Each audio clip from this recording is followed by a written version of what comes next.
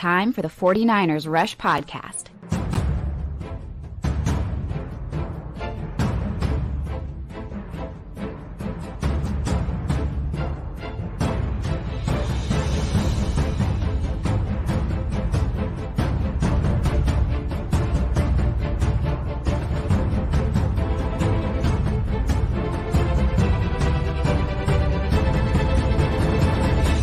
And here's your host, John Chapman. What is going on, faithful? It is awesome to be with you guys, and I'm excited about today's show. This is episode 1078 of the 49ers Rush Podcast, and whether you're watching live or you're downloading or whatever, the entire purpose of today's show is to bracket the John Lynch Combine interview, which is not taking place for a little over an hour. Now, if you're watching live, it's supposed to start at about 11 a.m. Pacific Standard Time. And I was like, you know what? I'll go live after his thing, and I'll cut up clips and all that stuff, which we'll probably do anyway. I'll probably do that tomorrow or Thursday. But like, I wanted a lot of the questions I keep getting on Patreon and Twitter and, just emails. I feel like there's a lot of misconceptions out there with the way in which the 49ers use the draft. Now, this episode is not one to defend or to say they're doing it right or any of those things. That's not what this is at all. I want you to be able to listen to the words of John Lynch, Kyle Shanahan, and all these things throughout this draft process with an attempt of this is the way in which they see things. I want everybody to kind of understand, at least through my perspective, why they do the things that they do with the draft. That's the whole purpose of today's episode, okay? So we're going to dive into John Lynch and Kyle Shanahan's brain and again, not justify whether they're right or wrong. That's a different conversation that I would love to have. This is people act in ways that make sense to them. And with the 49ers, it's Kyle Shanahan, then John Lynch, and they act in a way that makes sense to them because of the way they understand the draft. And I think it's threefold, and we're going to dive into all those things. And it all starts with this question from Patreon, which I want to get into. But before we do that, got to say what's up to all the live audience. Appreciate you guys being here. Bro Montana, appreciate you. Josh, the man, he says, won't be able to watch live. He's killing draft research right now. We are working very hard on the 49ers Rush draft book. I think this is our 8th or 9th one that we've done. Which is crazy. Excited to share that. That's free for all Patreon and the 49ersrush.com subscribers. I appreciate that. We'll get to some of these draft questions that are coming in. I like them a lot. Appreciate you, Oscar, the man. We've had a lot of people ask for help on the draft stuff. I had so many people reach out. I think I'm going to have to cap it, which is a crazy thing. But I'm excited. Oscar's going to be helping. What's up, Kevin? Appreciate you guys. All the hashtag CCs. You guys are the best. Alvin, my man. You guys are awesome. I love this. The man is back to regular scheduled content, and I've recovered enough to listen. We meet in the middle. Now, I will say this. Just loaded a breakdown on the Super Bowl over on our Patreon channel, the 49ersrush.com. I know it's not for everybody. It was hard. I cursed. I said curse words I don't say during the first half breakdown of that. So that's there if you want it. We haven't missed a play in over 3 years. We haven't missed a special teams play in over 3 years. I'll be damned if I'm going to allow the Super Bowl and my anger issues and whatever else, because I didn't get sad. That's a weird thing. We had a Zoom hangout last night and we were talking about the Super Bowl and kind of how you felt afterwards. I was never sad. I went straight to anger, and I get it. I understand. Jeremy, I'm with you. So we broke down the Super Bowl, and I'll continue doing that over there, but we're also breaking down a lot of draft content. And so we're going to jump back and forth. We're not under a time limit. So we did the Jackson Powers Johnson all 22 breakdown, the center from Oregon, and he was I like that dude. That was fun. That was fun. Mitza, appreciate you, man. Mike, I love this, man. We got a lot of great people. Look at this guy. I read about Kyle. No worries, mate. But the coaches and owners from 10 years ago, I say they were spot on, but always awesome. Hashtag CC. Appreciate you, man. This is awesome. This is awesome. So Look, I got a question from David on Patreon. After we did the center from Oregon, who I have a first round grade on, I've only broke down one of his game tapes, but he's awesome. And so if you want to go watch that, that's up right now, and you can see how easily he fits. I think he's the cleanest center. Here's David's question after he watched the breakdown. He says, do you think the 49ers could potentially trade up for him, Jackson Powers Johnson? I think he could be a sensational pick and has the potential to be the best center in the league. Strong words from David. I'll say this, and I want to talk a little bit about the prospect, but then I'm going to dive into, probably more than I should, the psyche or the understanding of the 49ers with how they use first round draft picks, second round, late round, whatever. Me personally, I would not trade up for a center in this draft. I think Jackson Powers Johnson's awesome. There are some issues. Only 1 year as a bona fide starter. He was awesome. He was versatile. He's played a lot before then, but only 1 true year as a starter. So that's, I know the Trey Lance PTSD still sets in whenever you hear 1 year starting. For centers, a little bit different. Yeah, he was with them for a long time, got some meaningful snaps at other spots.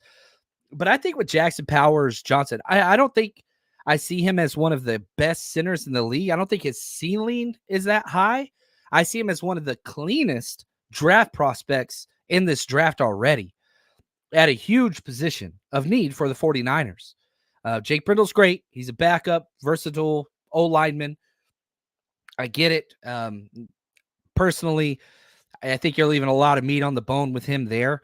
But I wouldn't trade up for Jackson Powers Johnson, and here's the reason why. I think there's 3 quality first-round capable centers in this draft. I think Jackson's the best, but I don't mind Zach Frazier, and I don't mind Graham Barton. And so those are options. So because there's 3 in that range, that lowers the demand, right? Or the supply. The demand's there, but there's 3 of them. I think 2, if not, definitely 1, but probably 2 guys will be there at 31. So that's not necessarily a position I would trade up for. Now, having said that, let's talk about Kyle Shanahan and John Lynch. I think if they were to trade up in the first round, and I'll give you some scenarios with draft capital and what it would take to get where in a second. I think trading up in the first round is a viable option this year if you're going to trade up for an offensive tackle or a defensive end, because those are premium spots. The center I see as a premium spot, but offensive tackle, defensive end, those are premium, and you have a need there. Very similar need to what you have at center. You got to go get those spots fixed. You have to try. They didn't try last year, and I thought it bit them in the butt a little bit. And so, that's fine. And I would also throw in cornerback, not quarter. But the 49ers do not value the cornerback position like other teams do. So, personally, I do value the corner and the center as premium positions. The 49ers do not. Cornerback for sure. They've never spent more than a 3rd round pick on a corner. That's it. Ahkello Witherspoon's the highest drafted corner in this John Lynch, Kyle Shanahan era. They don't value it. They don't pay it. They want to build up front, work to the back, right? It's just kind of what they do. And also, you have your top 2 corners set for this year, Diamador Lenore and Charvarius Ward. Ward's number 1 for sure, but they love Demo. Demo's a long-term play for the 49ers. Having said that, Charvarius Ward, last year of his deal. He's got 2 void years, and I think the 49ers might restructure. I hope they do. I love Charvarius Ward. I don't want him to go anywhere. That kind of makes me tilt back just a little bit to, maybe you could take a corner early, but I don't see the first round as that. I really, really don't. If the Toledo kid, Quinion Mitchell, I believe his name is there, that would be awesome. That's a perfect fit, but I think he's going to be long gone by then. But still, even if he was there, I don't think the 49ers would be spending a first round pick on a corner. I could be wrong, unless something just falls through their lap perfectly. Okay. So if we're going to operate under this idea of the 49ers trading up in the first round, not saying they should, this is just a what if. Okay. That's the whole idea. What if they do? What would it cost? what player would you trade up for? What positions would you trade up for? So the 49ers currently have 11 picks. Okay. They've got 11 picks. They're picking number 31 in the first round, 63 second round, 94 third round, 124 fourth round. Like, you can go on and on and on, whatever. What would it cost, just based on the trades that have been accomplished in the past couple of years and the trade value charts and all the different ones that are out there? How high could the 49ers jump up in the first round? I don't think they would jump high. We saw this in the third round last year with the Jair Brown trade. The only time the 49ers have traded up the past 2 drafts was for Jair Brown. And you just jump up a little bit. You wait, you're patient, you're patient, you're patient, you're patient. Then you jump up a little bit.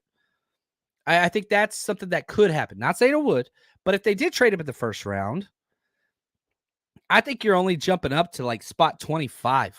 And that's kind of what the numbers dictate. So picking number 31, that draft pick, the accumulated value is about 600 points. And I know teams use different draft charts and whatever and valuations. I will say this, and I wholeheartedly believe this. The classic Jimmy Johnson trade chart is kind of the holy grail whenever it comes to draft trades, not including top 10 quarterbacks.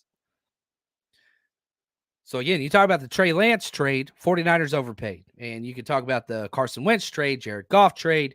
I don't know. Any quarterback trade in the top 10 the past 10 years, throw those are anomalies. You got to throw those out. Every other trade falls in line pretty damn close. Super close, in fact. So if we're operating under that, the 31st pick that the 49ers currently have is about 600 points. To jump up to number 25, 6 spots, that's 720 points. So you gotta figure out a way to close that. There's lots of ways to do it. The easiest way is to offer the number 94 pick, your 3rd round pick, and your 1st round pick to jump up 6 spots. So that gives you a little bit of a, all right, let's just see. I'm not saying they should. I'm saying if they want to. If somebody falls, that's where it would be key. Now, the question is, okay, well, who are some guys or positions that could fall? Defensive end, offensive tackle, that's all I'd be interested in. That's really it. Maybe you get an elite wide receiver that falls, and maybe you entertain that, but yeah, probably not. Defensive ends that I would be happy with. And these 3 names, the top one, very unlikely. And, that's Latu's brother out of UCLA, the defensive end. I don't think he falls to the 20s. But if he did, I would totally jump up for that defensive end, right? And so, you don't think it will happen, but if it did, I'd be interested. Chop Robinson, the defensive end out of Penn State. He's more of just as kind of a speed guy, and we'll break down all the film on him on Patreon and all these guys in the 49ersrush.com. And then Darius Robinson. He's a guy that I think is going to get a lot of steam because a lot of these pass rushers are speed-only guys. And I know the 49ers have been in the place where it's like, oh, you get one of these speed guys opposite of Bosa, now we're cooking. Well, then you went and got Randy Gregory. It didn't really work. You got Robert Bill Jr. All right. You got Drake Jackson, the bin guy.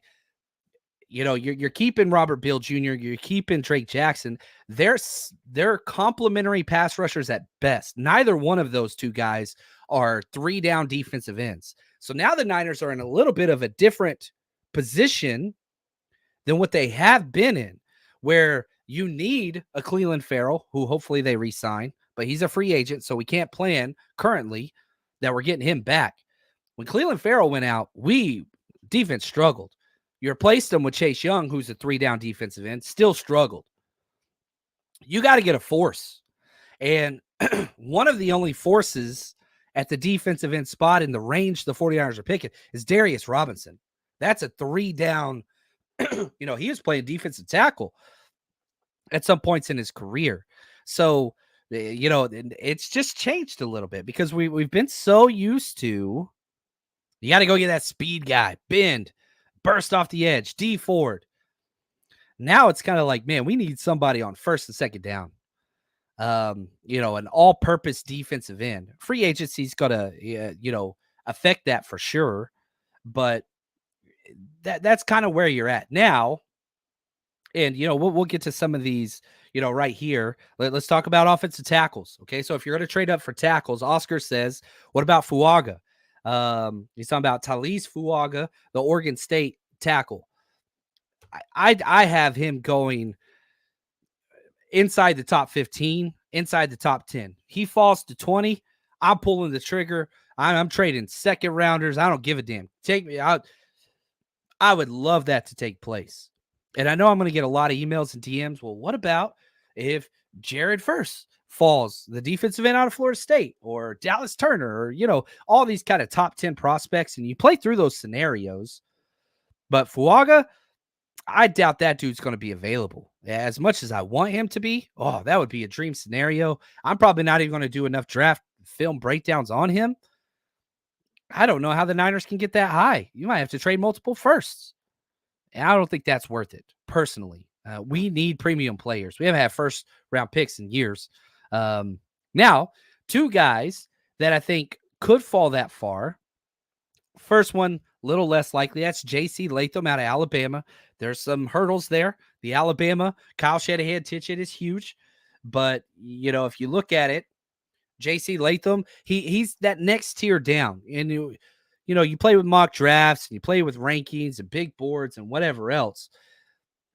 I'm having a hard time seeing teams that would like J.C. Latham, the tackle out of Alabama, more than Fuaga. So he's just a spot down. I don't think he'll be there at 25. I think he's going top 20, but I think it's a little more realistic he falls.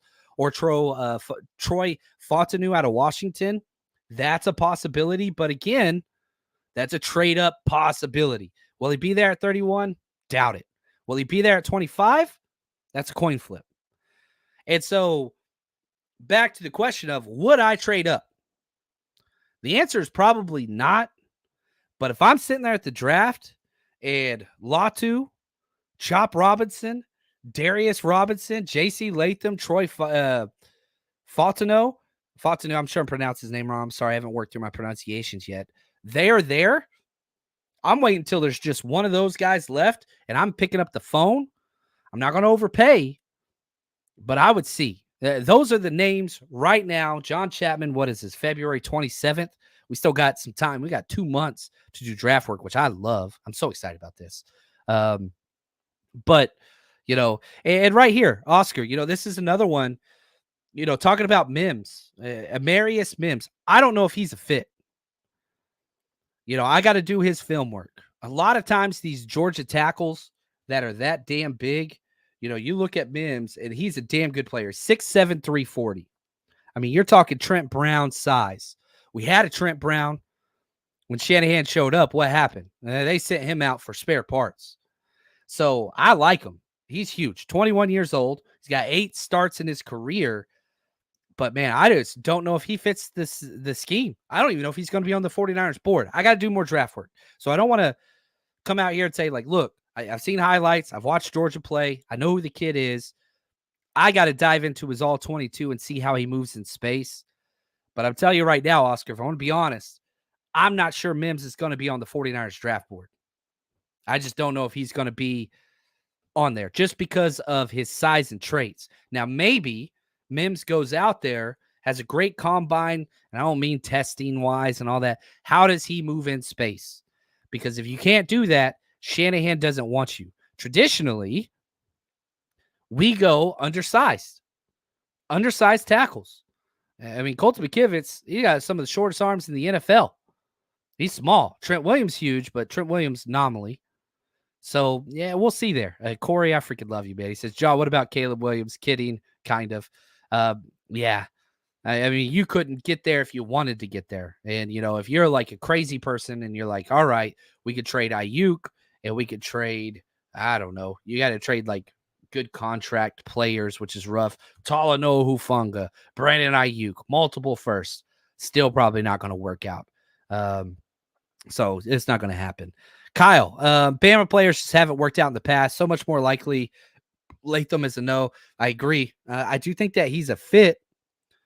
They drafted Latu last year. Now Saban's gone, so that's huge because that will open up Alabama as a more draft possible thing. And here's this. My favorite game of the Combine every year. Alabama's always so much talent. And so, like, we have all these height and weights for Alabama players, you know what I'm saying?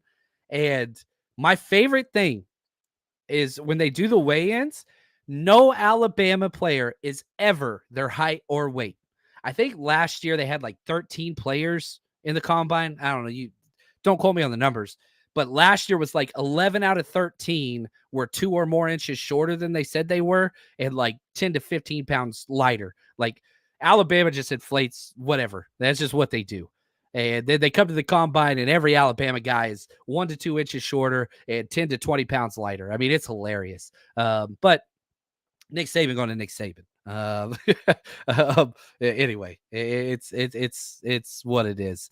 Right here, everyone's worst nightmares. Kyle Shanahan isn't going to the draft. What a loser. I disagree. His job right now is to find a defensive coordinator. A lot of head coaches don't go to the combine. I think this is going to be the new way after COVID. I don't mind it. John Lynch is there. He'll be talking about an hour or so. I don't put that. That's not those speed interviews, man. I'm not sure how important those really are, but hey, to each their own. Now, if you haven't yet, the best way to support the show right here. I am so excited to announce our new platform launched, the49ersrush.com. We've been active on Patreon for years, and we're still going to keep that community going, but the 49ersrush.com has everything Patreon offers and a bunch more. You want to watch player breakdowns? Guess what? You click that. It's filtered based on players. You want to see Javon Hargrave, what he brings, some CMC tape broken down, Ayuk, Jair Brown. We've got hundreds and hundreds of tapes on. Now, you want football 101. You want to learn scheme. Guess what? We've got every single offensive, defensive, special team snap. Head over to the 49ersrush.com, sign up, join the community, and plus we got a 7-day free trial. So. And I do have to say this. So for the new draft breakdown videos on the 49ersrush.com, you just click on player breakdowns, and right up top, we're going to have all of our draft all of our stuff right there. So just click on player breakdowns, and then we'll have all the 2024 draft breakdowns all right there, which I've already started to load. I'll get some more up this week. I'm really, really excited about that. So now let's go to the second round. Okay. Just potential trade ups. We'll do some trade backs on a later episode just so you can kind of get a feel. So to trade up, so the 49ers are picking, number 63 in the second round. All right. What would it take to jump up? And again, just sticking with, let's just trade a third round pick. Okay. So let's jump from 63 to 50, right in the middle of that second round. So if there's somebody that falls, who's somebody you could go up and go get? Now, the 50th overall pick, worth about 400 points. Okay, 63, that one's worth 276. So you got to make up about 124 points. Well, guess what? The 49ers own the pick that is worth exactly 124 points. That's pick number 94. So you trade your number 2 and your number 3, you can jump up 16 spots. Is that worth it? Man, if you see a guy or you have a guy graded that could be a starter or a plug and play player at a position, that's huge. Because here's the deal. And this goes back to my initial conversation, the whole idea behind this episode. How do John Lynch and Kyle Shanahan see these draft picks? I think there's 3 tiers. First and second round picks, okay? These are premium positions of need. And here are the quotes you hear from these guys. Cornerstones. Chance to contribute early, premium. That's one of the best of their positions. And so if a guy like that falls, hopefully you get one at 31. You should. This is a good draft. You should be able to get somebody that fits that characteristic, at 31. Now at pick 63, maybe not. But if somebody falls to that 50 range, now we're talking. If you go up and go get one, I ain't got no problem with that at all. Now is the time where I don't mind if it's a center. I think if Zach Frazier falls, I think he's probably the most likely to fall. Could be wrong. He's a center. Man, you go up and get that dude. Let's say you get a tackle or a defensive end at pick 31. Whatever center falls out of those 3, Barton, Jackson Powers, and then Zach Frazier, Go get the last one there. Oh, I would freaking love that. Offensive tackles in that range. There's lots of guys. There are lots of guys that probably will not be there at pick 63. Patrick Paul out of Houston. Kieran Amagaji out of Yale. Kingsley, I'm going to mess up his name, Samatua out of BYU. Like, those are guys that fit what we do. And you could throw in the Tyler kid out of OSU. He fits too. I just think he'll be gone before then. And he's going to be going around right where the Niners pick. Edge, there's some guys. Now, they're not near. And again, obviously they're not good compared to the guys we were mentioning. But Chris Broswell, Alabama, you going to throw him out again? Alabama's got some guys that fit the 49ers scheme, that fit us at positions of need. I don't like Alabama players. I hate Alabama, period. I can't stand that place. I've been there. Whenever I'll tell you a story. I think I told this a couple years ago. I grew up in Texas. My dad lived in Georgia. So every summer I would go spend time with my dad, and he ran a construction company. So I worked framing apartment buildings ever since I was, 10 years old. I was out there working, right? So every summer, once I got old enough, 15, I started driving. I would drive to Georgia every year. And every time I drove there, Interstate 20 from Dallas to, Atlanta, I would always get gas right before the state line of Alabama, so I would never have to set foot in that state. I hated it so much, man. I can't stand that place. I just don't like it. One summer I had to work there. It was just one of the worst experiences of my life, but whatever. But I don't want to discount the players.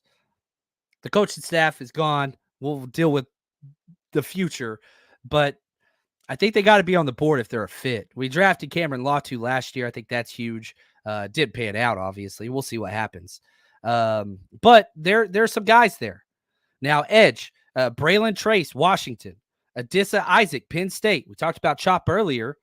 Adissa's there too. That's 3 edge possibilities I'd have no problem trading up for. Now, cornerback enters into the equation for me in the second round. There are some stud corners. Cameron Lassiter, Georgia. TJ Tampa, Iowa State. Brock Purdy guy. Kalen King, Penn State. Like, those are the targets that I would be interested in trading up for in the second round at the positions. And I didn't talk wide receivers or defensive tackles. Those are there. But these are the positions of need. And again, you go back to, what do Kyle and John want in the early rounds? Oh, I shouldn't hit the table that hard. I messed up my light. That's okay. Mess with it later. What do they want in the early rounds? Premium positions of need. What do we need?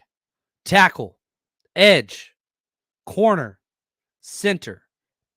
Those just make sense to me. Wide receiver, you want to throw that in there? That's fine. This is Ayuk's current situation, which a lot of the conversation and John Lynch is going to be around Ayuk, and I hate that. There's so much more stuff you can talk about, but that's okay. Currently, this is his last year signed. Juwan Jennings, currently last year signed. Ronnie Bell, you like him. That's great.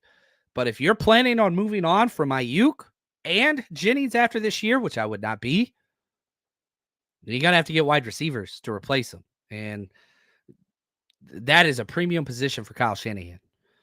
So let's get to some more of these questions before we dive in. Man, you guys are awesome. I'm sorry I missed so much of this stuff. Let's say we don't get your 4 likes and we can't move up. What then? Wide receiver. I wouldn't take a wide receiver earlier unless a stud fell that you just loved. But this is a deep, deep, deep wide receiver class. And I don't even give a damn if you drafted a wide receiver in the first round. They're not playing over Debo, Ayuk, or Jennings. Let's just be honest. Maybe over Jennings, but yeah, I don't see that. That is a misuse of resources currently, in my opinion, when your Super Bowl window is wide freaking open. So, and again, these are the trade up targets. There's going to be guys that I love at 31 if you stand pat. There's going to be guys I love that are perfect scheme fits that are there. I mean, all else fails, just draft freaking Frazier, the center. I would be so happy with that. I would not even be mad.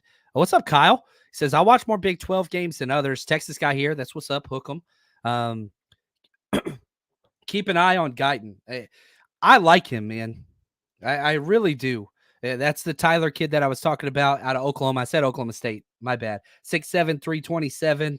Was at TCU, transferred to Oklahoma. I like him. He's a fit, big dude. And I've seen him go as early as the 20s, and I've seen him go as late as the 60s. So that's a guy that we got to kind of see. But he's got the metrics. But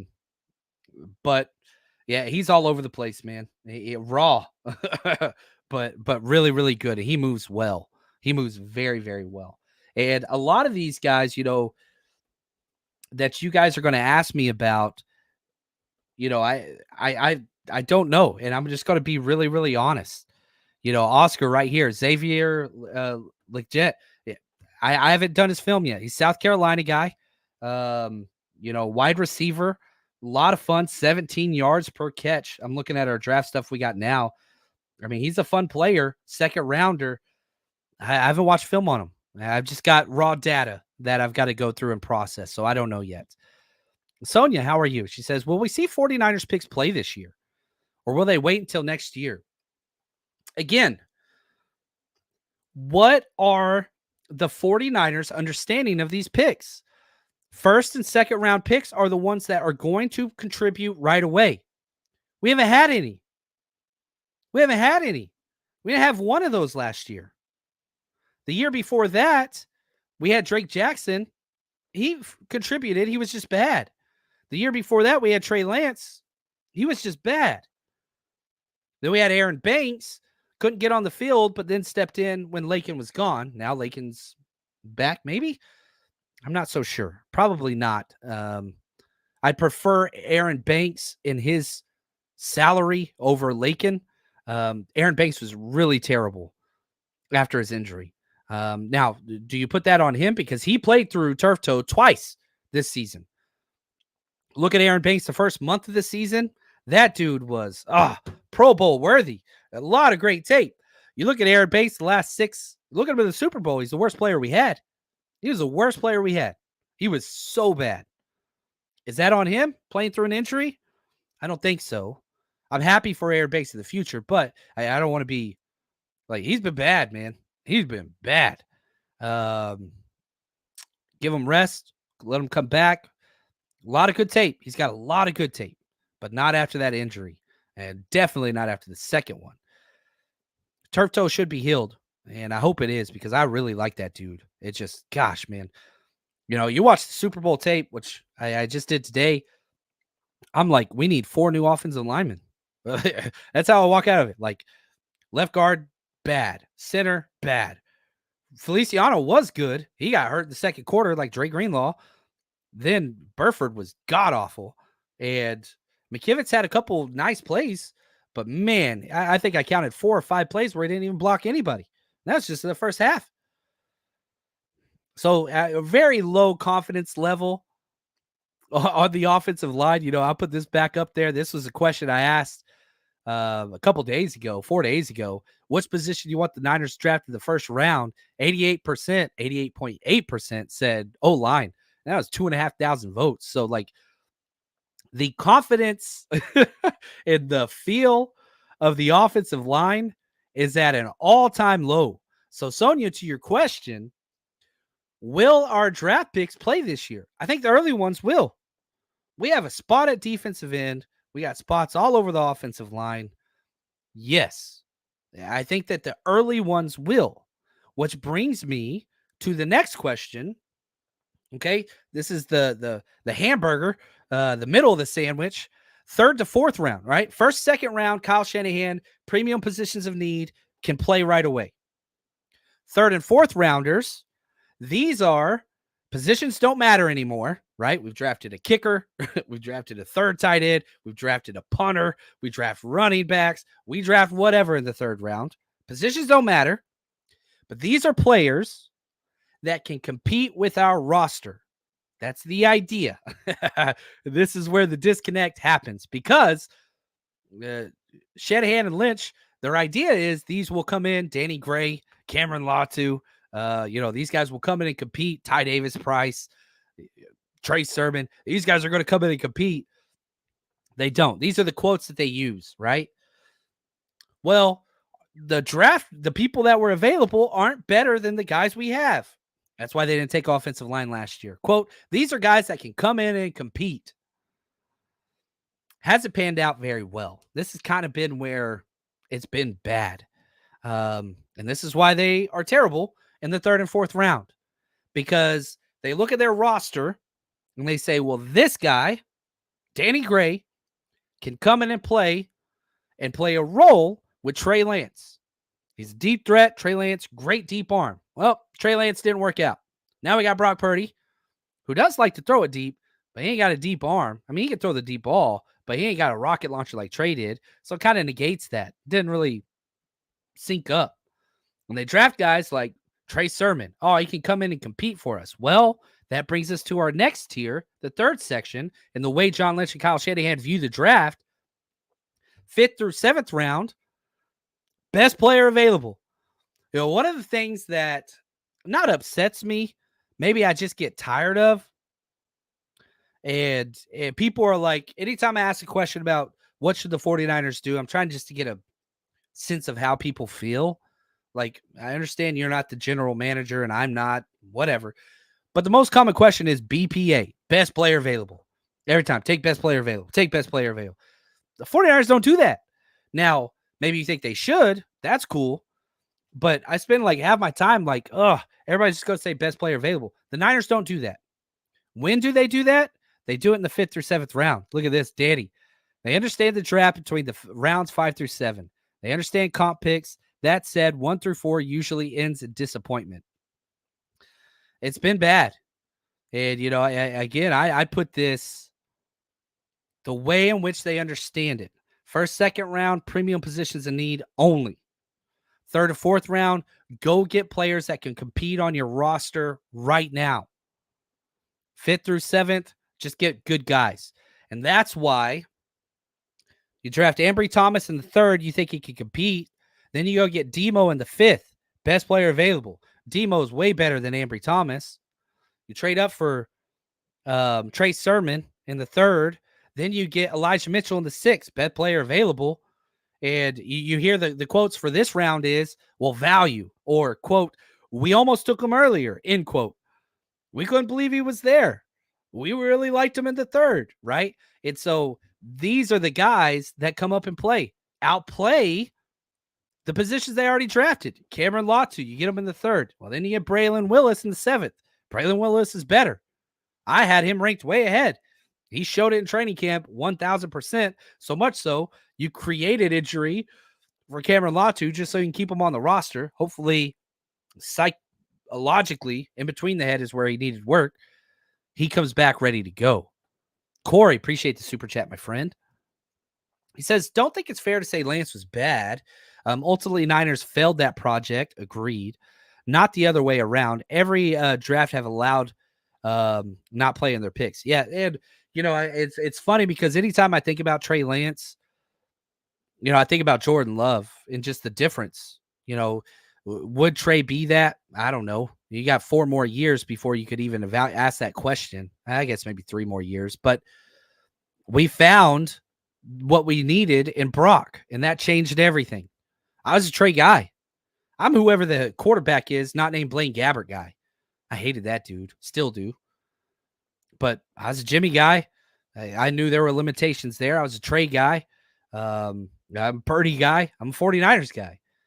Not Blaine Gabbert, though. I can't go that far. I would do anything for love, but I won't do that, Meatloaf. Blaine Gabbert, get the hell out of here. Hate that dude. But yeah, again, you know, we'll see. And you know, one of the things that I love about this team, I want to swing. I want to swing.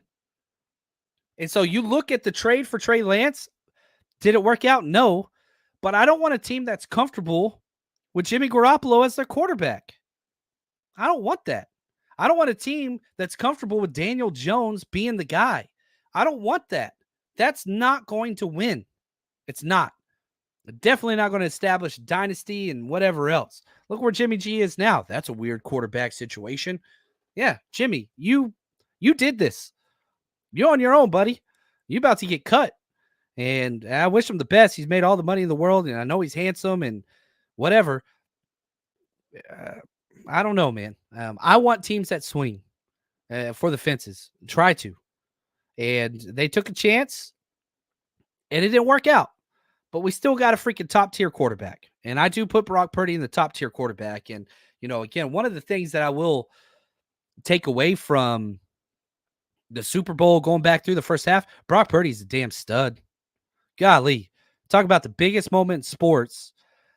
That dude, I think it was a 9 combined offensive linemen that didn't block anybody at some point just in the first half. 9 times. Free blitzer. Right up in his face. Brock Purdy didn't care. Side swipe, boom, boom, boom, making plays. Yeah, I mean, Brock Purdy's him. Get that dude an offensive line. Oh, I got to quit hitting the table because something's not plugged in right. But get Brock Purdy an offensive line. Let's see. Let's see. Let's see. And like, golly, Greg is right here. He says, if the line is as bad as you think, how did they make it to the Super Bowl? By having the best skill position players in the NFL? Debo, Kittle, CMC, Ayuk, Juice, Jennings. They got the best skill position players in the NFL. Offensive line ranks, you ain't going to find anything above 20. They're bad. Now, when everything is going well, Feliciano was great. Trent Williams, great. When Aaron Banks was healthy, he was great. Brindle, he's a plug gap guy. Let's just be very honest. McKivitz, he's McGlinchey with less salary. They're the same damn player. One of them's making, I don't know, what, freaking $16 million a year. The other one's making like $1 or $2 million a year, right? So like McKivitz is playing at his pay grade. And a 5th round pick. That's what you get. And it's not McKivitz's fault. I would love McKivitz to be the swing tackle for this team for 10 years. I would love that. I don't want to be the starting right tackle. Don't. And I sure as hell don't want Brindle being the starting center moving forward. I want him on the team. He's awesome. He knows the calls. He's great. I would love him to be backup guard, center, all that stuff. Those guys cost us. I believe that. I really, really do. And yeah, Kevin, every team has flaws. And the salary cap era, you got to pick. And the 49ers have picked defensive line and linebackers and skill position players. And that works. But I'm just like, man, what if you get a quality offensive line, Christian McCaffrey rushes for 2,000 yards, let Brock Purdy do his thing with time without having to freaking, it's just, that dude's like a matador back there. He's sidestepping all these unblocked. Chris Jones came free like 3 times in the first half. Just whoop, whoop, whoop, whoop, whoop. What if he just had time to throw? Yeah, I don't know. Right here, Oscar, this is huge. The biggest thing we need to recognize is what will we get in free agency? If we pick up Azeez, we don't need to draft a linebacker. If we sign Young, we don't need a starting end. You're correct. But the way the NFL works, and I love the way that it works, this layered approach to offseason where you have the combine. And so tomorrow, I'm probably not going to be recording. I'm going to go soak up some sun somewhere because Thursday, Friday, Saturday, Sunday, my fat rear end is going to be parked in my recliner with my notes and my laptop going through the combine. And I'll watch every damn second of it. And I understand it's not football. And guess what? I'm going to go through the tape too. But this is the process that the teams go through because first you go through the draft prospects, you build your board, then you go through free agency, then you go back to the draft, and then you make your picks. The 49ers have always handled free agency with one mindset. And I don't even have this in my notes, but Oscar, you're the freaking man. Thank you for setting the show up the way that you did with your comments. They never want to go into the draft where they have to draft a single position. It's what they do. It's what they do. Sam Darnold, Cleveland Farrell. You go get these guys, John Feliciano. We want to figure out through free agency, we want to have our roster set. The draft, again, top tier, premium positions of need. Second tier, 3rd through 4th round, we want players that can compete with the roster we built through free agency. And in the end, it's just a bunch of lottery picks that we're just high on. So, yeah, it's going to change. We're going to sign players in free agency for sure. We're going to restructure players. We're going to cut players. We're going to do all this. Trades are like that's going to happen, and that's going to reevaluate things. But all we can do is operate under where we are now with the information that is presented. And I know this probably doesn't happen in social media much, but we are allowed to adjust our thinking based on new information. And that's where the 49ers Rush podcast comes into play.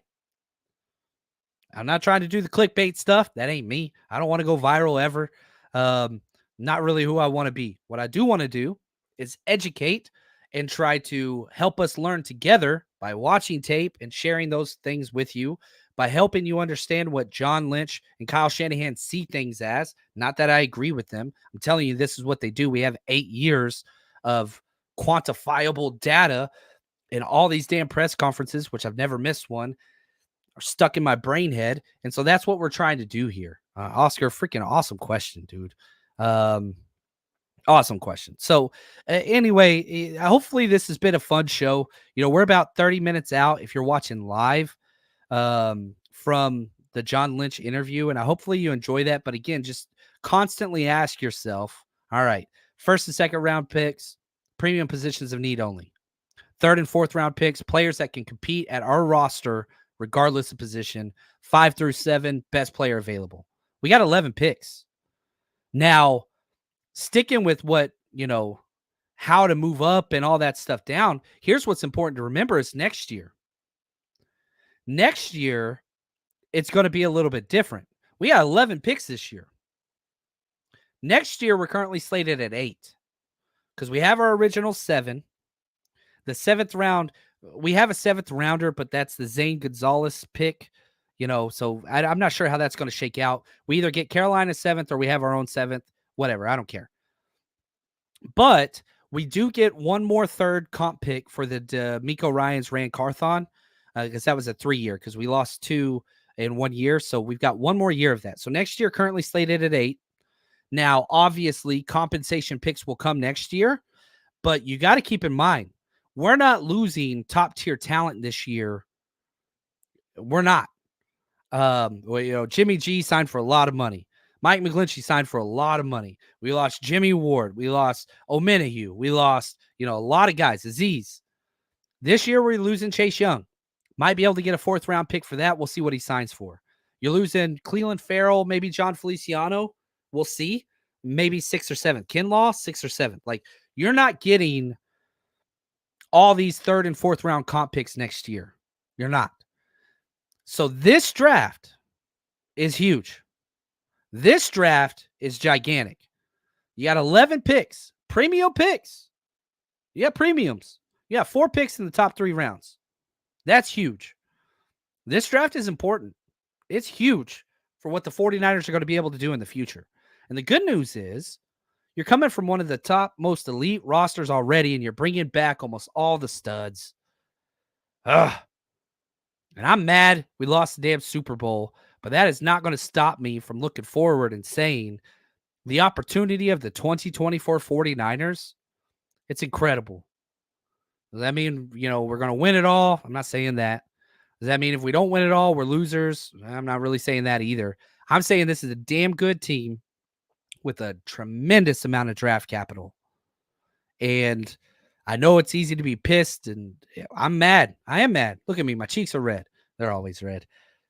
I'm pissed too. But, man, let's go get it. Steven, appreciate you, man. He says, think 49ers fan would lose it if we drafted D-line again in the 1st round. And that's the crazy thing. It's our biggest need. Defensive end is our biggest need on the team. Right now, Drake Jackson is going to be our starting defensive end. I know that they'll address somebody. They're going to bring in somebody in free agency, and that'll help. But right now, defensive end is our biggest need on the team. So if they did draft one, I totally get it. I want to go O-line, but hey, Lynch. I mean, Shanahan. It's what it is. Man, you guys are awesome. This was fun. Go watch that interview. Have fun. Combine starts soon.